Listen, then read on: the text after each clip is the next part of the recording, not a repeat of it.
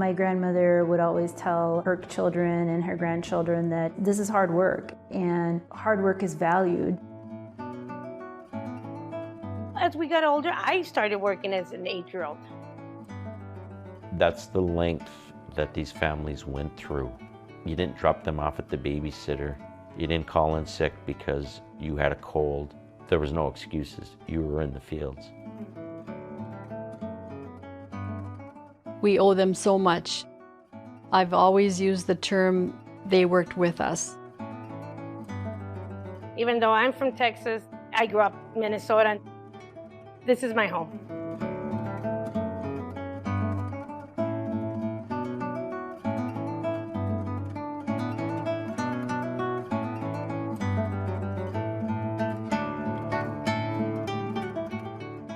My father spoke about seeing posters advertising for workers.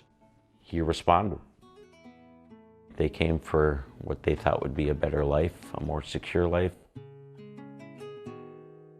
In 1927, that was the first year the plant in East Grand Forks was being built and in operation. So it's kind of amazing to know that my father was one of the first of the families that came up here.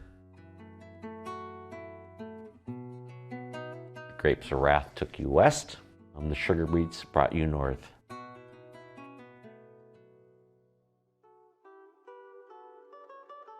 Cruzamos en Laredo, Texas. We crossed over in Laredo, Texas. That is where they contracted us to work in the beet fields in East Grand Forks, Minnesota in 1927. The factory had set up a sort of colony for the people that wanted to stay for the winters. My father and other families decided to stay because if you stayed, you would get a better price the next year.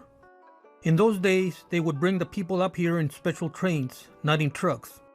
On the trains, they would give you food and everything. The train started in Laredo. They started with about 100 families in 2 train cars.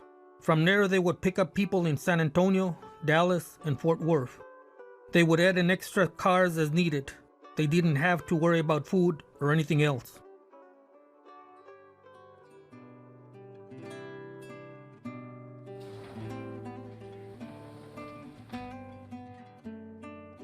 Crookston is the logical place to have a museum because this is the first place that sugar beets were raised in the Red River Valley.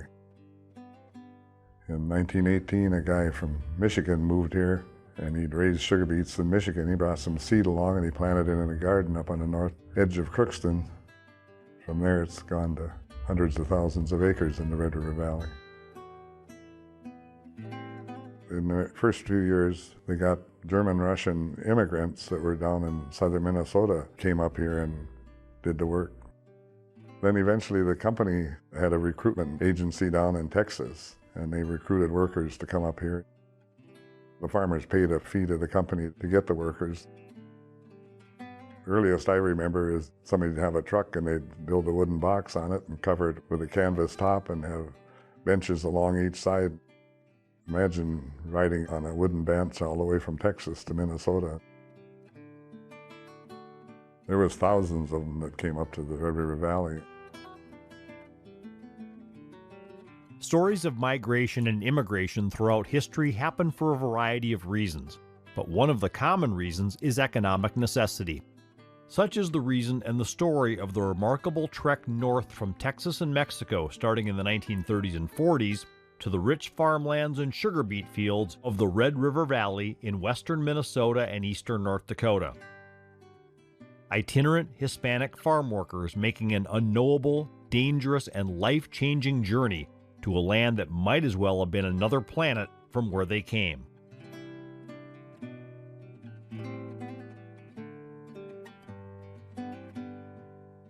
I don't think you could have a successful business because the nature of the crop back then, we're talking prior to Roundup, prior to GMO seeds, the germination rate was poor, and there was no way that if you didn't hand thin or hand weed, you would not have a crop. The original seed was multi-germ seed, which meant multiple plants would come up from a single seed, and they'd have to crawl along on their hands and knees and then thin them out. Grab one plant and then with the other hand dig the extra beets away and then crawl ahead a little ways and leave another plant. It was hard work.